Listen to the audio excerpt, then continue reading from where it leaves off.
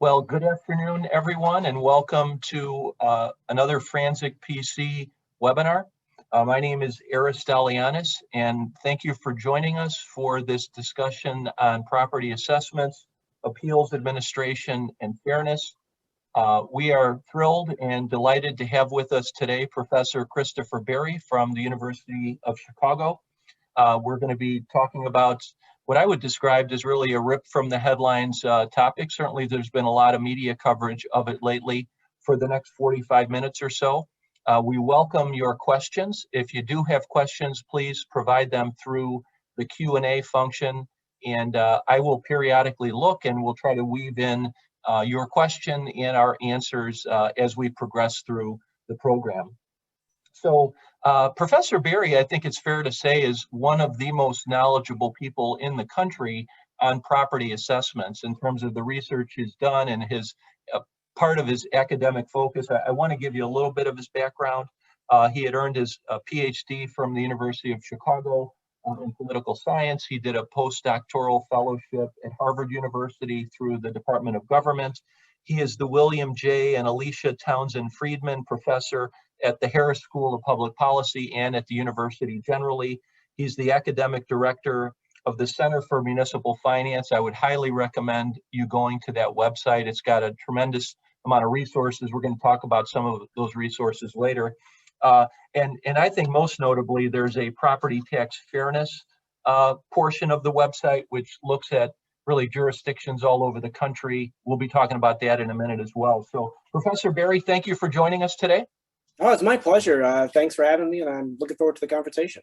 Great, great. So, I wanted to sort of kick this off with some information just on the state of Illinois. So in Illinois, the most recent reportable data from the Illinois Department of Revenue for property tax extension. And so when we use the word extension, we mean what did governmental bodies ask for? Some may collect 100%, some may collect 96%, but what is actually extended by the county clerk and the bills going out from the treasurer? In 19 it was $33 billion, which is just a massive sum. Now, about half of that, $15.6 billion, was extended in Cook County. The collar counties are about a little under 10 billion with a B, 9.7 billion. And then the rest of the state, so outside of Cook, outside the collar counties, it was about 7.5 billion. So using 33 billion and the Illinois population of roughly 12.5 million people, for every man, woman, and child in the state of Illinois, that's $2,600 per person. That's a lot of money being collected through the property tax. So Professor Berry, let me ask you, how did you get drawn to this topic? It seems to me it's like an undercovered topic in academia. What attracted you to this? Yeah, I mean, you're right. There aren't a lot of academics that study property tax assessment. And really, I started my career, I've been studying property taxes for a long time. My first book, Imperfect Union, was about property tax competition and issues that come up when multiple overlapping jurisdictions tax the same property. But I wasn't really attuned to the assessment piece of the puzzle at all until the financial crisis around 2008. I was brought in as part of a team of then assessor Jim Houlihan, who was finding that, during the recession, and we have to think back to this time of the subprime crisis, the foreclosure crisis, all these problems of the time, that he knew and everybody knew that values were declining in large parts of Cook County, but there just weren't enough transactions going on for him to actually have the data to update the assessments. And the way assessments work is you look at homes that sell and you try to make inferences about the value of the homes that haven't sold. And at that point, there just weren't enough selling. Everything was a foreclosure, particularly in some of the worst neighborhoods of Chicago.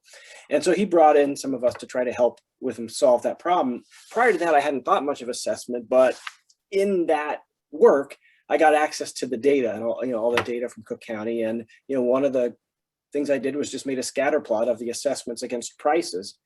And anybody who's worked with data, you have these kind of aha moments, and that graph is just unbelievable. And versions of that, appear in a lot of my work since then. But yeah, just you see immediately that people with the lowest priced homes are being assessed far in excess of the home's actual value.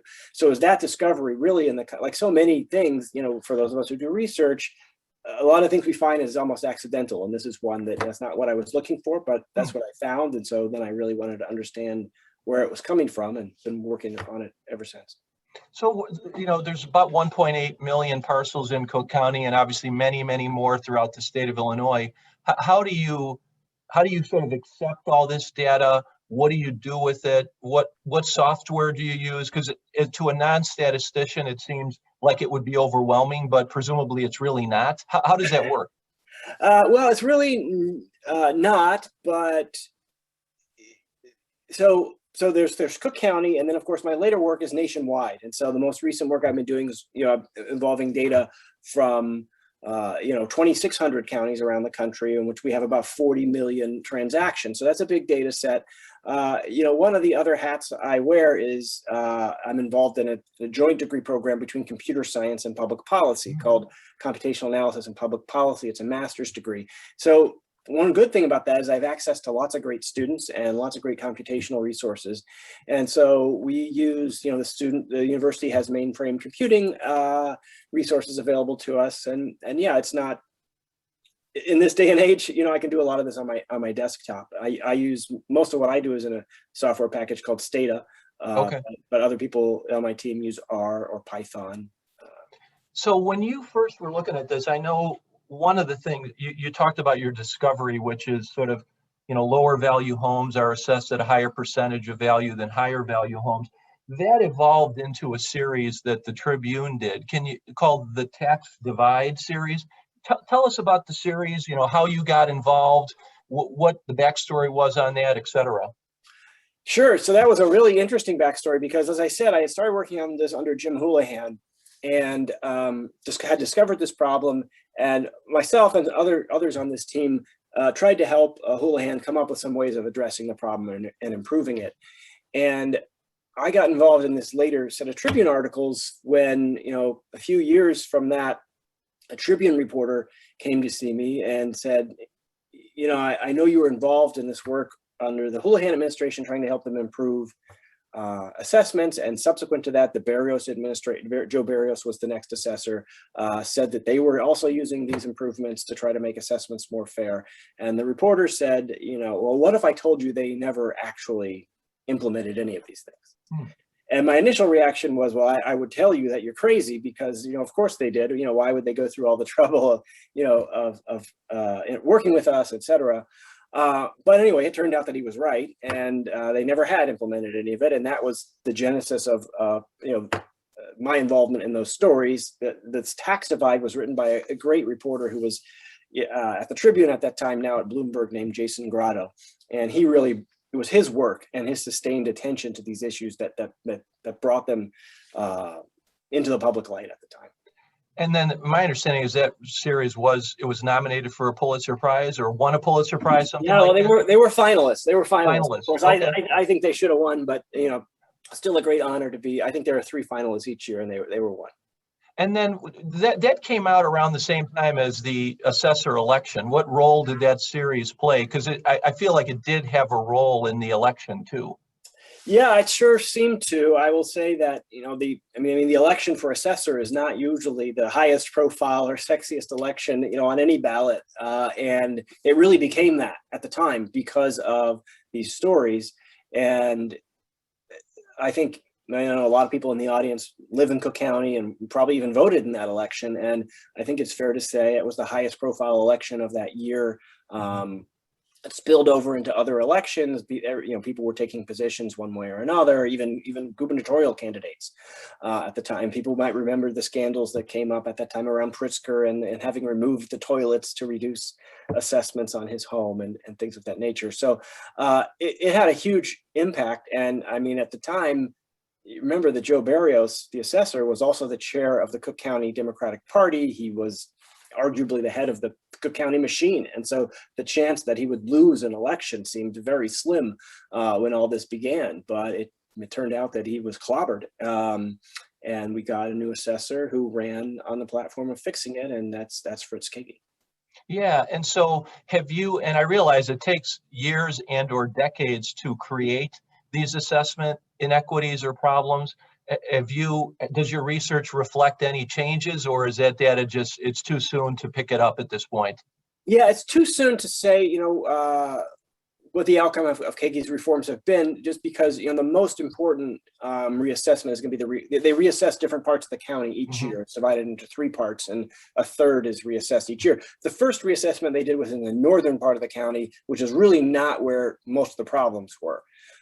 So the reassessment that's just completing now is for the city, and we don't have the data on that. But to me, that's where the real test will be. How much improvements have they been able to make in the city, which is really where we see most of the inequities.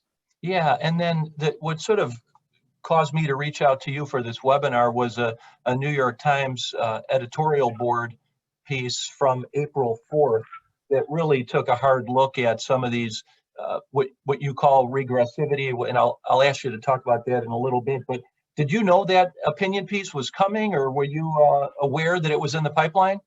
Yeah, I was. They reached out to me, a couple of months before that story came out, and they had become aware of the work, and I had kind of worked with them. If those of you who haven't seen it, it's worth reading that. I mean, it's an interesting and impactful article, but beautiful graphics, just amazing graphics. And so they had reached out to me a couple of months beforehand, really to ask for the data so that they could produce some of these graphics. And it turned out just amazingly well. I've stolen their graphics and used them in some of my presentations since, just because the other people are so talented. So yeah, I was aware of it. Spent a lot of time working with them leading up to it, sharing data and findings and whatnot. And one of the things that you have discovered is this concept of regressivity. So in plain English, what is that, and why is it problematic in this setting? Sure. I don't want to claim too much credit for discovering it, as if nobody ever knew this before. There's been some attention to regressivity amongst people studying assessments prior to me. So I just want to be clear about that, more sporadically in one place or another. So really what I've tried to do is look at the national picture and just find out, is this just a Chicago thing? Is it going on elsewhere? So in any case, what regressivity is as you stated initially, this trend of placing higher values on lower priced homes. So different jurisdictions vary in how much of your home's value should be assessed for tax purposes. In Polk County, it's supposed to be 10%. In other jurisdictions, it's different. But the key idea of regressivity is that the lower valued homes are assessed at a higher ratio of their true value than a high priced home. And so, just to give an example from Cook County, at least at the time under Barrios, lower priced homes were being assessed at something on the order of 130% of their actual value. Higher priced homes were being assessed at something on the order of 65% of their actual value. And that differential is what we refer to as regressivity. You can talk about any kind of tax as being regressive if it puts a disproportionate burden on people with lower incomes. And so that's going to be the result of a tax like this. And then what was one of the other facts I found interesting was what that means from a tax collection perspective, because obviously the assessment on your home is one piece of the puzzle.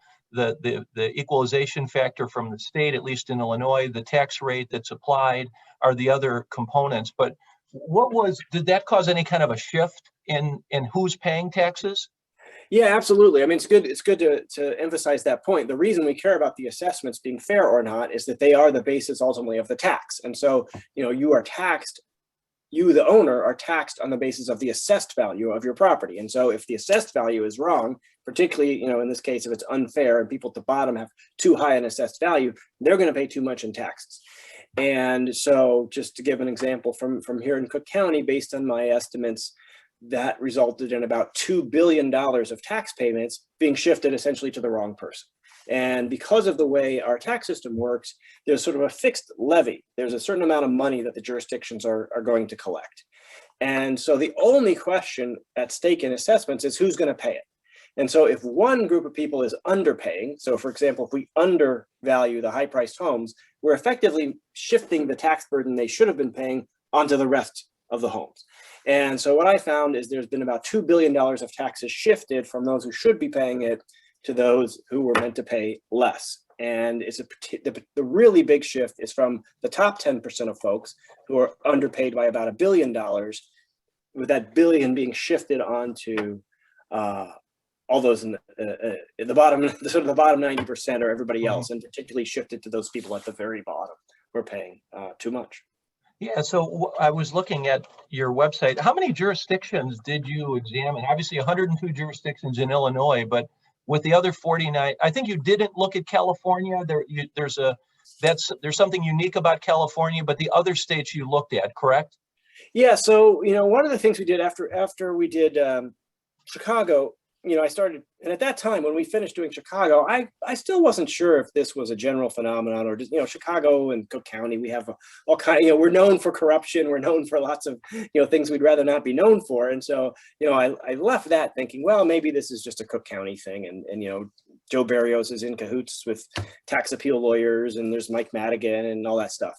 But I pretty quickly started hearing from people in other jurisdictions saying, hey, we saw these stories in the Tribune. The same thing is happening here. And so I began to look in other places. And first I was going, one jurisdiction at a time, trying to collect their data, often through FOIA from a local assessor. And then I discovered a commercial data vendor called CoreLogic, which essentially does that work, and not for this purpose, but they collect data from local assessors all around the country. And so I was able to get access to the CoreLogic data, which covers about 2,600 counties. There's about 3,100 counties in the country, and so they cover most of them. And you're right, we do have data for California, and if anyone's interested in California, you can go to our website and you can see the reports. I don't tend to mix California in with other places when I talk about this, because there are these unique features of the California property tax system. They have Proposition 13 and some other just issues that make them very unusual. I'm happy to talk about those, but I don't know that we have a lot of people from California, but we can talk a lot more about California. But anyway, you can go to our website, you can see the same data, same information for California, but just know that their system is pretty different. Got it. So in looking at this resource you have, this property tax project, I did look at 5 jurisdictions locally and elsewhere. And I really, frankly, was just blown away by some of the differences between the lowest value 10% and the highest value. So I want to walk through these and just get your take on them.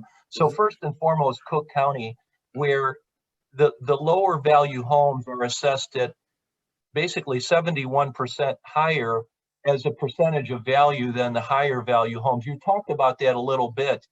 Why does that happen? What causes, assuming there's not some nefarious actor in place who's doing this nationwide, how does this come to be? Okay, so that's a great question, and it gets a little bit technical. I'll keep it to the non-technical version of this, but the real problem is that there are a lot of features of a home that buyers and sellers get to see that the assessor doesn't get to see. And a leading example would just be interior condition, interior features of the home.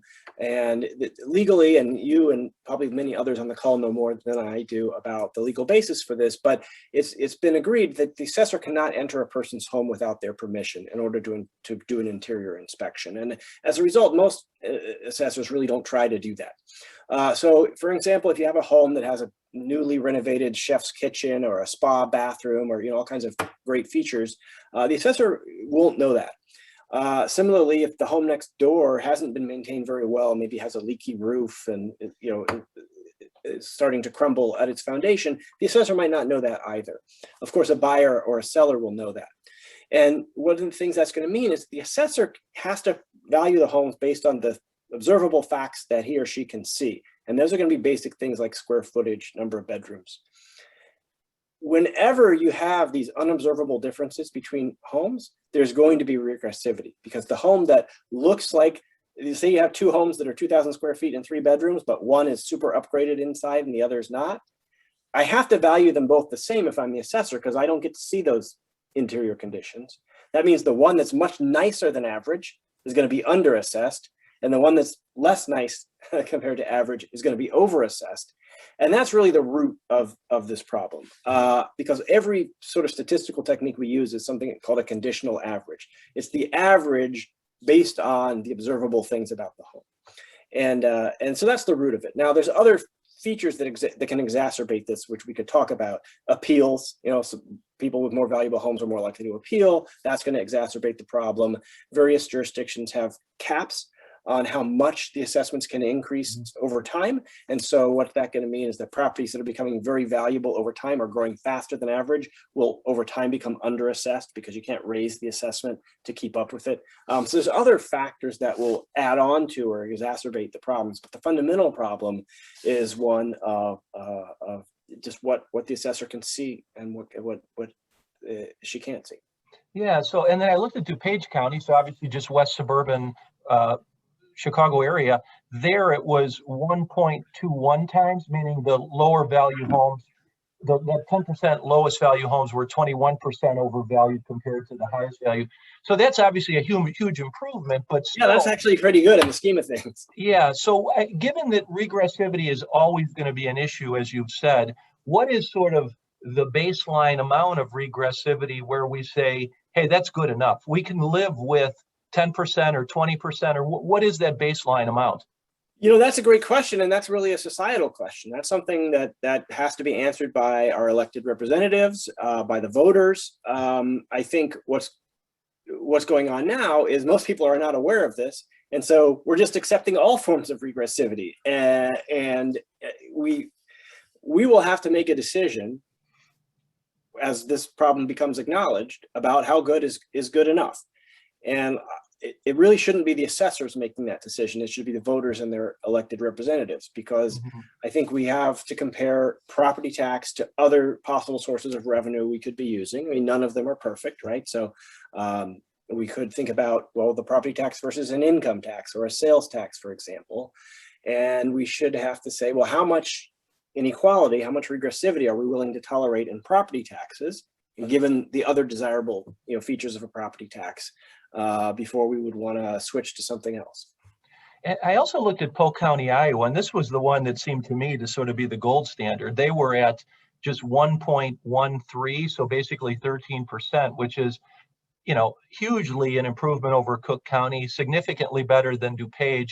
The lowest difference I saw, I mean, when I think of Iowa, you sort of do think of good government and sort of cleaner operations, but why in Polk County would it be closer to what it ought to be? Do you know?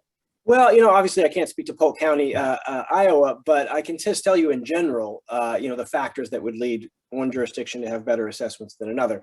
So, just first of all, the more homogeneous a jurisdiction is, the easier the assessor's job is going to be. So as I was kind of saying, there's this unobserved heterogeneity between properties is what's creating real problems for the assessors.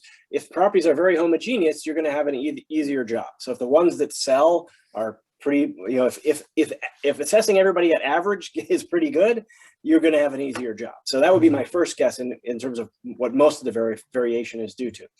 But on top of that, assessing is a job like any other that requires skill and resources, and different, assessing jurisdictions are going to devote more skill and resources to these positions. So, is the assessor, well-trained and expert? Do they have resources to get good data, good statistical models, good computing facilities?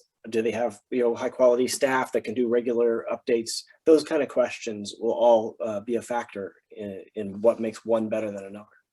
Have you looked at, or are you aware of any research where training or certification, like in Illinois, other than in Cook County, to be a county or a township assessor, you need the CIAO designation, Certified Illinois Assessing Officer. Does that make a difference if people have a designation or a credential like that? I think that's a great question. I haven't looked into it, and I don't know of anyone else who has, or really a data source on that. But I think that, the next question, I mean, so really, as I think about the first wave of research, is just to demonstrate the problem exists, that it's very widespread. But I think in the next set of questions would come from that is, well, what explains the variation from place to place? Even though most places have some amount of regressivity, there's places that are hugely regressive and places that are pretty decent. And what explains that? It could be the skill of the assessor. That would be great to have some data on that. It could be, as I said, the resources going into the assessing office, or the homogeneity of the market. So I think those questions are important, and I don't have the answers. How about elected or appointed assessors? In Illinois, they're almost all elected. Does that make a difference? Well, there are a few papers on this, and there's some conflicting, findings, but in general, I would say the finding is that appointed assessors tend to do better. Oh, interesting. And I think this might be, to your point previously, that, an appointed assessor may be more likely to have these kind of qualifications and skills than an elected assessor. I looked at 2 other jurisdictions. There's a lot of Madison counties in the United States of America. So I looked at Madison County, Illinois, so downstate. And then I looked at Madison County, North Carolina. Madison County, Illinois was not too far off, 1.16 times. Yeah, that's very good in the scheme of things. Well, not bad in the grand scheme of things, right? Madison County, North Carolina, 1.47. Now, it's a rural county between Greenville and Asheville. That surprised me that's pretty significant, 47%. Yeah, that's huge. I mean, that's first of all about average, but it's big. I mean, the point is that the errors are pretty bad on average. But I do think you raise an important point, which is that this isn't just a problem of big cities. This isn't just a problem of urban areas. And so even when you look at some more rural areas, you still see the same thing. And it's because of the same kinds of problems, the same sort of difficulties of assessing the really high priced or low priced homes. Asheville, by the way, it has its own set of problems. And there's, somebody else who contacted me from there. When I talked about people contacted me as this research got to be known, one of the people I heard from was from Asheville and has amazing data on just some of the inequities that are going on there. So you just see this in every type of community, whether it's urban, suburban, or rural, the same problems. And in talking to some of these assessment officials, have you found any jurisdictions that seem like they are doing a good job in terms of low regressivity, modern data management tools, good staff? What jurisdictions stood out to you as sort of exemplary places? Well, I mean, I think the one that stands out to me is Philadelphia, and they stand out to me for having gone from being, pretty bad to pretty good in a relatively, short period of time. And so that's really what I'm looking for is, how can a jurisdiction fix this or improve it?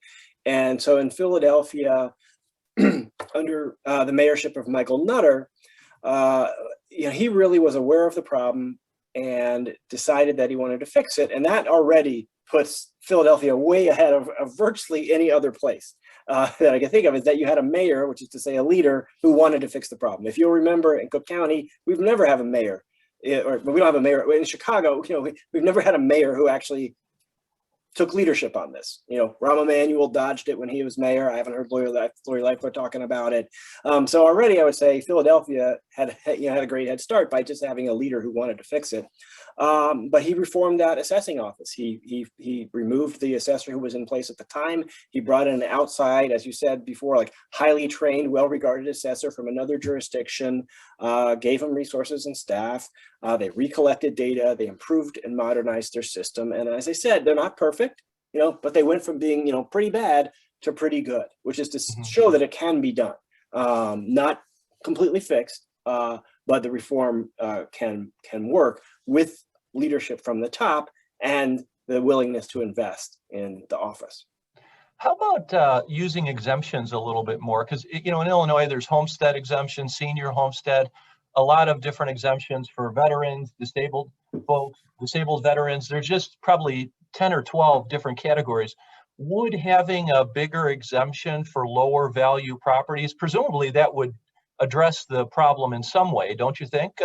Yeah, so for sure. I mean, there's 2 ways to think about it. One is let's try to improve assessments and remove the problem. The other is, well, let's acknowledge that this problem is always going to be there to some extent and try to, like ex post, try to fix it.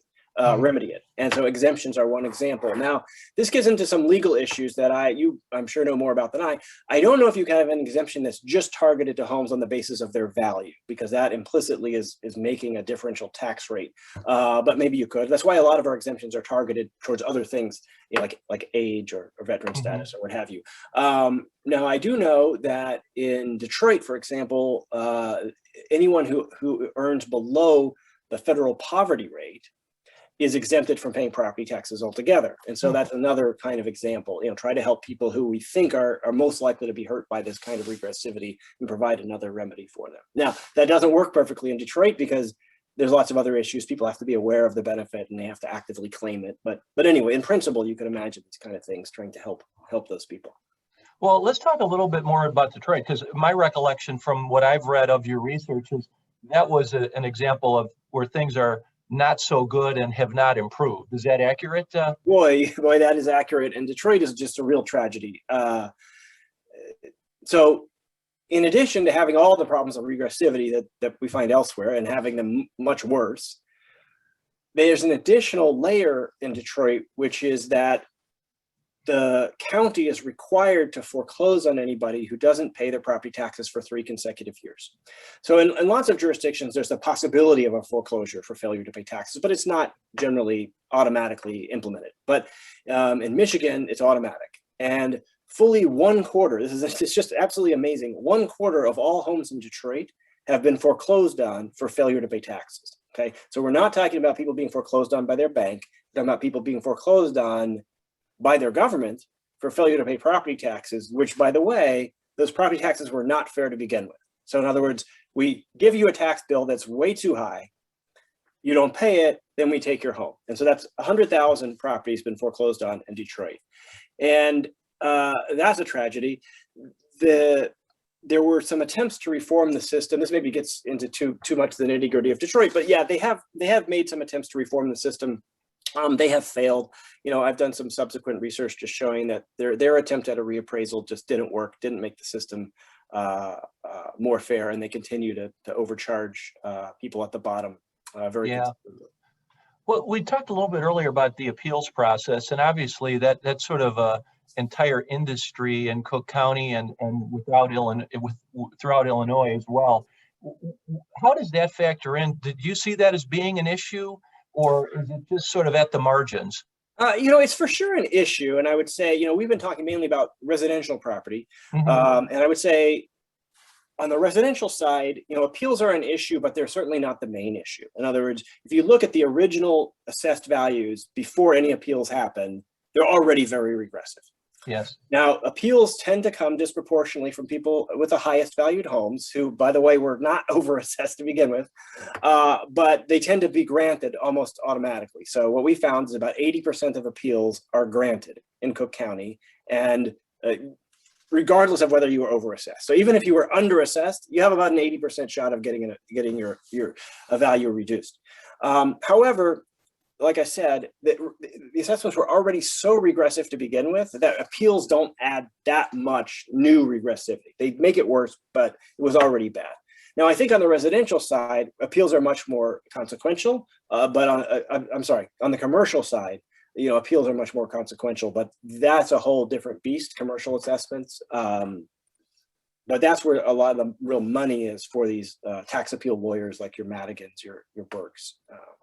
So on that 80% getting a reduction, did you guys look at the quality of the evidence or just the outcome of the appeal? Yeah, we just looked at the outcome of the appeal. Okay. So I think it's interesting to ask about, you know, the quality of the evidence. But yeah, no, we didn't look at that. We just looked at, you know, as a function of your initial assessment, what's the probability that you're granted a reduction? And the answer is, you know, even if you were underassessed, you're very likely going to get a reduction. So of course, everybody should appeal. And that's one of the facts about Cook County that really makes us unique in the nation is just the number of appeals. There's nowhere in the country that is processing the number of appeals that are being processed in Cook County, where we're into the literally hundreds of thousands of appeals that are happening every cycle. Compare that to New York, where there might be 40,000. Compare that to San Francisco, where there might be 5,000. What really sets us apart is just this appeal process. So why is that, though? Why are there so many in Cook County? It just doesn't make sense. It doesn't make sense. And this is where, I mean, I think the real racket that's going on, and hopefully I don't you know, offend anybody with this statement, but it's really a subsidy to lawyers. Essentially what happens is, for a while you had to have a lawyer. They've changed that recently. You don't have to have a lawyer to appeal, but still many people use lawyers. And most of these lawyers who are in this practice operate on a contingency, and so they get, you know, a share of whatever reduction you get. And so we have just a very active system with tax appeal law firms that solicit business from people with these mass mailings. And I think that's the sense in which Cook County has a racket. It's not so much that it creates the regressivity problem, so much as that it's a system designed really to just make a transfer to lawyers who are in this business. Mm-hmm. So if we use sort of the value of a home as a proxy for the wealth of the owner of the home, and I think it's not totally off base to do that. I mean, it seems like the owners of the low value homes really are getting screwed by the current system, not just in Cook County, but mostly throughout Illinois, maybe screwed a little bit less in the Des Moines area, a little bit more in North Carolina. Do you see any sort of global solution to that? How do you fix that? Because at long term, it seems like it's unsustainable. Well, so unfortunately, as far as I can tell, it might be sustainable in the sense that this has been going on as long as we've had data. And so I think it has been sustainable because nobody was really aware. And so the question is, now that people are aware, or at least the word is getting out, is it sustainable? And I hope not. But one question is, will this attention be sustained? I think what typically happens in my experience of a number of jurisdictions is the story comes out, the findings come out, and those in power try to just kind of hold their breath and hope that the public attention will shift to something else before they have to do anything. And one of the things that was really important about Cook County and why we got these reforms is, as we talked about those Chicago Tribune stories, the tax divide, it wasn't just one story. It was a series of stories over many months that kept public attention on this and kept coming back to the findings, and that's what it doesn't really happen everywhere.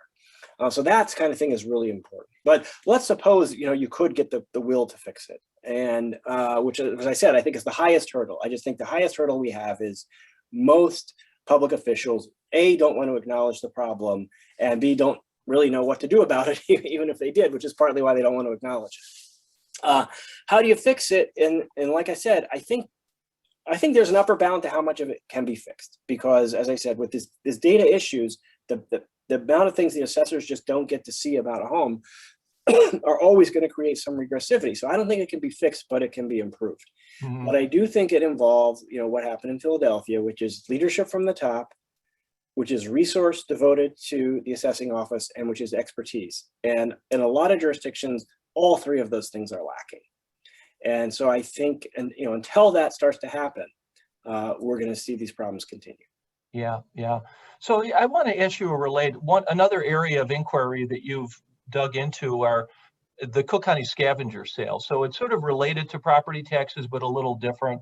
Like you mentioned, if somebody fails to pay their property taxes, there's a mechanism in place where the county treasurer will sell the lien to a tax buyer, is what they're known as. The tax buyer, if they jump through certain procedural hoops, can then go to deed on the property, bring it on the tax rolls, reactivate it, etc. For properties that are chronically not paying their taxes, there's this thing called the scavenger sale, where you can sort of get the taxes a lot less expensively and ideally put it back on the roll. Now, you did a deep dive on the scavenger sale. What did you find with that? Yeah, so I think you're right. It's interesting. It's sort of at one end of the process. So we want to really understand what are all the implications of this overtaxation, and one of them, as I was alluding to in Detroit, is when people can't pay, there's a consequence. Detroit has a really extreme consequence, which is people lose their home. In Cook County, it's not always that extreme, or not even usually that extreme. So we began to study what happens here, and this was research done by somebody in my office named Maxwell Schmidt. And what we found is that the scavenger system, which is, as you said, really meant to be the last resort here for properties that are not current on their taxes, that essentially you put them up for sale to private bidders, that essentially this is just accumulating tax delinquent properties that never get out of the system because they're getting no bids.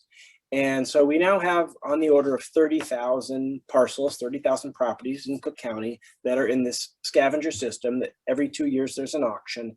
And very few of them ever get bought or ever leave that system. And so it is really failing to turn these tax delinquent properties back to normal market use. And there's lots of reasons for that, but I would say it's very clearly a failed system.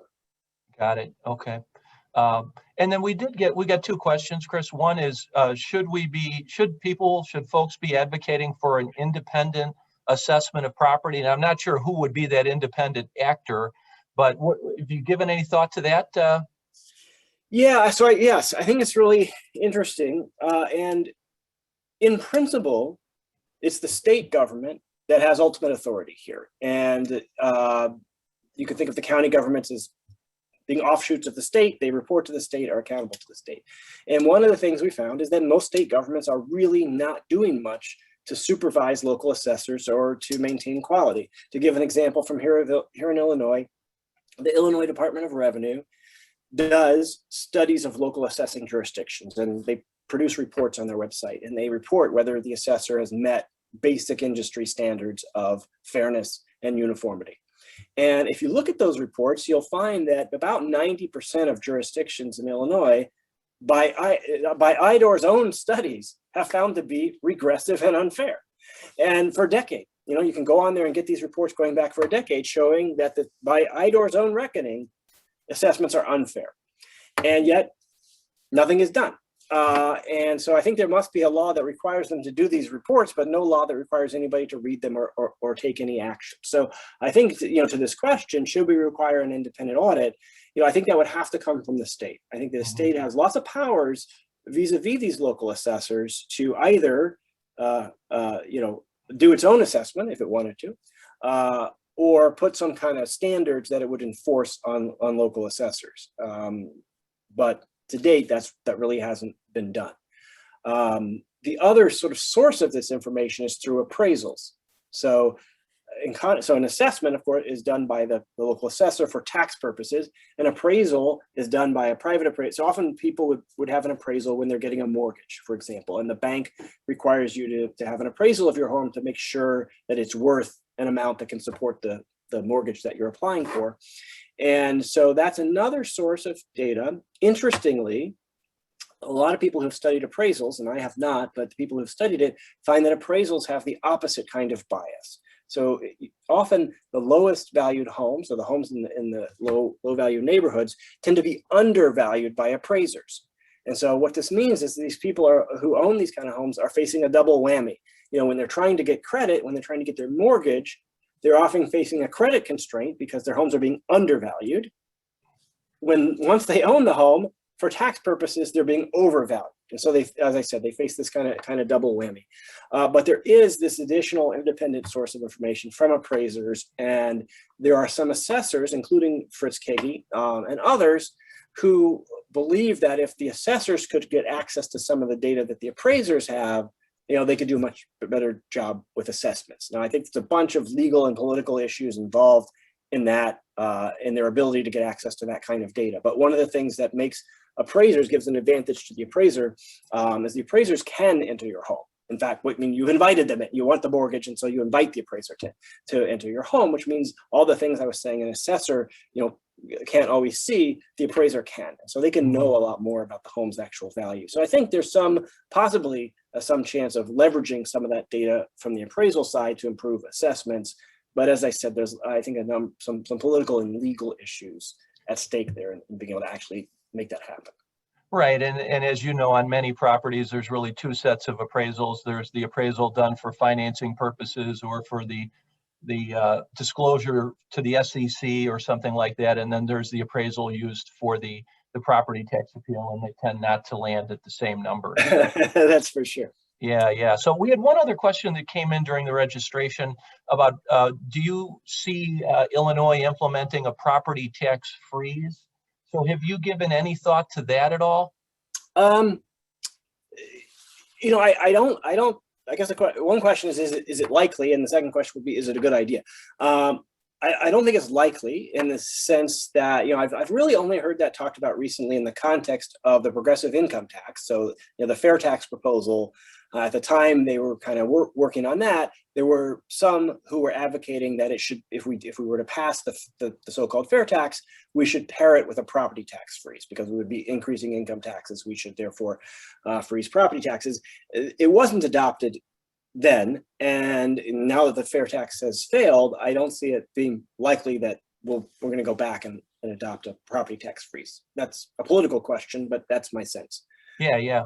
Would it be a good idea? I guess I don't think so. I mean, I think once we've bought into property taxes, that is the source of funding for so much of what local government does, including schools. And I know we have a lot of people on the call who are involved in education and schooling.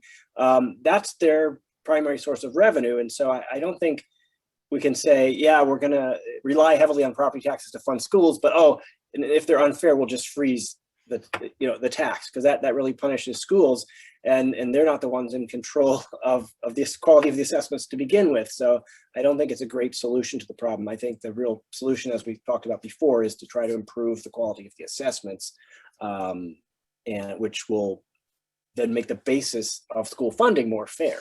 Yeah, makes sense. So I got to ask you a question. Is there a book in the works here? This seems like a subject matter that is book worthy. Are you working on something? Yeah, I think so. I just, I am. I just finished another book on an unrelated topic that's coming out next month. And so I'm going to turn my attention to, I think, turning this into a book, because I think you're right. It really is a story that deserves to be told in all of its gory details. And yeah, there'll be a book. Good. Well, we'll have you back when the book comes out. How does that sound? That'd be great. I'd love it. Well, good. That's it. We don't have any other questions. So Professor Berry, I want to thank you very much for taking time to join us today. I'd like to thank everyone on the webinar. You know what? We just got one more question. So let's see what this question is. I encourage people to ask questions. Oh, okay. This is a question. What do you think of Senate Bill 508?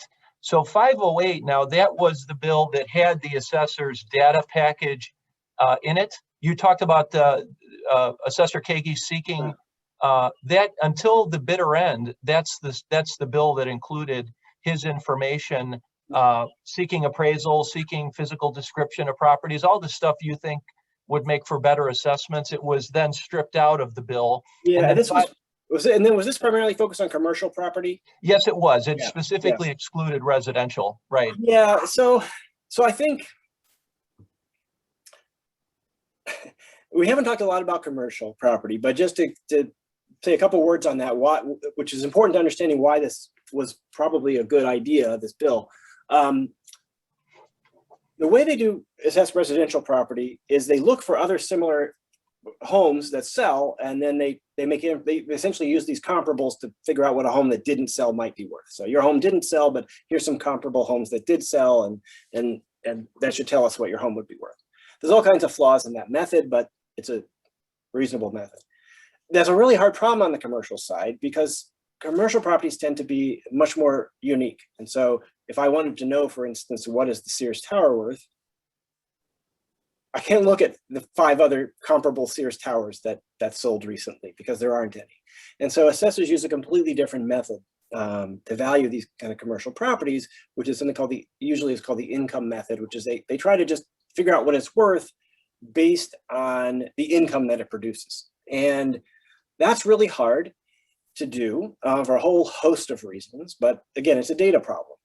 Getting access to all the data. And so essentially, what Kagi was after was for these owners to disclose this information that they were already disclosing to others. So when they want to get a loan or something, they'll disclose this information to the lender. And so the information is there, but the assessor doesn't have systematic access to it. And so I think, yes, I think it was a good idea to try to improve the quality of commercial assessments by giving the assessor better data. I totally understand why the people who own commercial properties, might not want to do that. But I think in the end, if it had been successful and they could have got this data from all the commercial properties, it only would have made those assessments more fair. And that would be a good thing for everybody for a variety of reasons. I think ultimately, particularly on the commercial side, but on residential too, predictability is really key towards the fairness of a system. And so for people to invest in commercial properties, one of the things that really deters investment is uncertainty around taxes. It's not even people, obviously high taxes, no one likes high taxes, but in some ways, even worse than high taxes is the uncertainty about taxes. And so being able to get good quality data and make the assessments fair and predictable is a huge improvement to the system. And then you had commented earlier on the number of appeals on residential properties that get a reduction. You said around 80%. did you see any data on which, if it's a pro se, meaning like I file on my own house or I hire one of the firms that sent me a mailing to file for me, does that make a difference? We didn't find any difference. Okay. Interesting. Okay. Well, again, Professor Berry, thank you so much for being with us. This has been great. I want to thank everyone who's on the webinar for taking time out of your day. As we do with all our webinar presentations, we will have it up on the firm website either later today or tomorrow. You can watch it and, share it with your friends. Feel free. This is hopefully of value to you. And I want to thank everybody. Anything else, Professor? I'll just make one shameless plug. propertytaxproject.uchicago.edu. It's all one word, propertytaxproject.uchicago.edu. That's our website where we have all these reports. So whatever jurisdiction you come from, chances are you can find a report about your jurisdiction on our website, and I encourage you to visit it. And I'll augment that by saying a further plug is the professor's Center for Municipal Finance. If you just search UChicago Center for Municipal Finance, it's got that link that Chris was just talking about, plus a lot of other good information on the scavenger sale and many other topics related to this. So there's a plethora of data that you've gathered with your team. It's really valuable. We appreciate the work you're doing.